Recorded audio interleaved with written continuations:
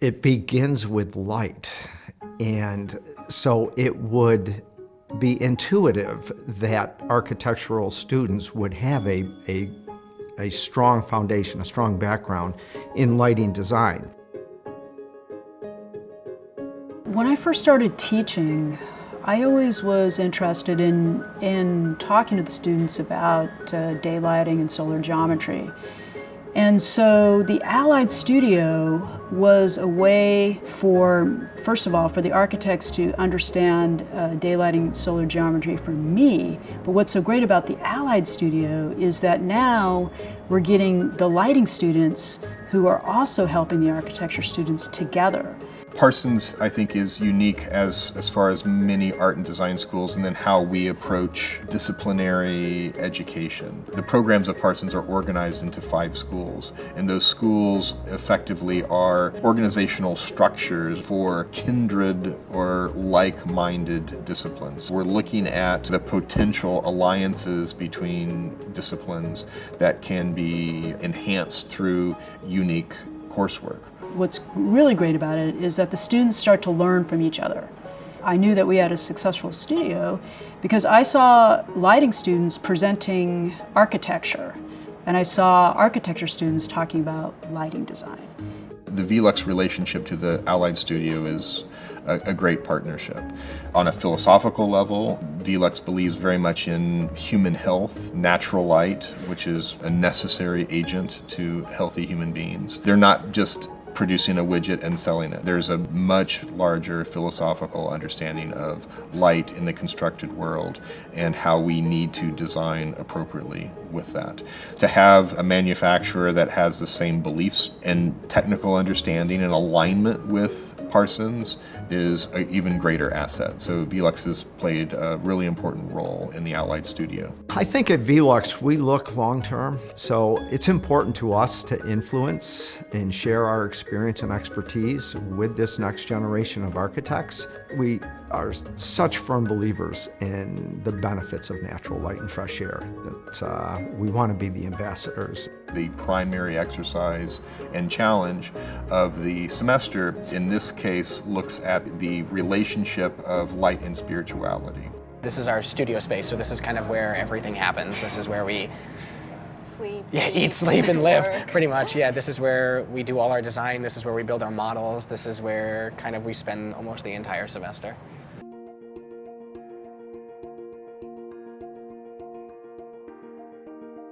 Light can come from more places than just the side of a building, and in New York we get so caught up in just stacking towers and putting windows on the side and light coming through there, but we don't really play with really moving the light. Direct light versus filter light really intrigued us, and we were thinking about how to redirect and filter light in a way that kind of almost mimic like a tree canopy. That's why I think we titled our project to be komorebi. It's a Japanese phrase that is loosely translated as the sunlight being filtered by the trees and leaves. They did some structures that hung from the ceiling that were almost like honeycomb, if you will, that would catch the natural light and diffuse it. And that light would constantly be changing. It would never be static. It would look different every time you walked into that room. I thought it was quite unique the way they did that by putting those panels basically at ground level.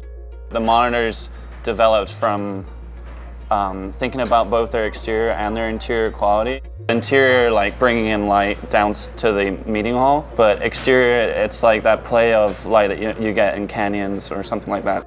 The way we modeled those spaces in between to kind of be undulating also came from the way the light kind of washes down those soft stone patterns, and then there are kind of breaks in the canyons where there's sometimes a larger space that kind of punctuates these smaller narrow corridors. The perspective that they wanted to create was being in a canyon, and they stayed true to their original concept and utilize basically the canyon walls that they were able to produce to capture light and bring it down into the spaces below. So I thought they were truest to their original concept and were able to bring it to fruition. So that was a pretty cool project to watch.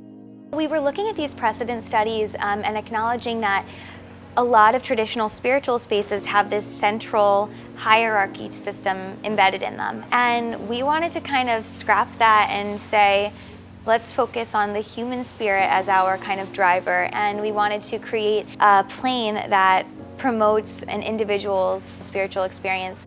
I think they did a really good job of using natural light. I like the way that the way they described it is they wanted the natural light washing down the walls of that cathedral and really creating an environment that you wanted to enter that hall and you wanted to spend time there, and that it would change, that it would constantly be changing. That room would never look the same twice.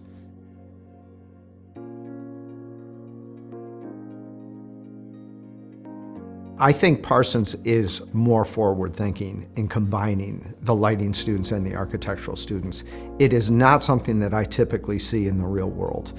I see the architects working in their own studios and lighting design people working in their own studios, and obviously their projects have to come together at some point, but I do not see the level of collaboration that I saw in the Parsons studio. So that was a unique opportunity, and I think it worked extremely well, and I think they may be onto something, that this could create more collaboration in the real world based on the results that they were able to produce with these students.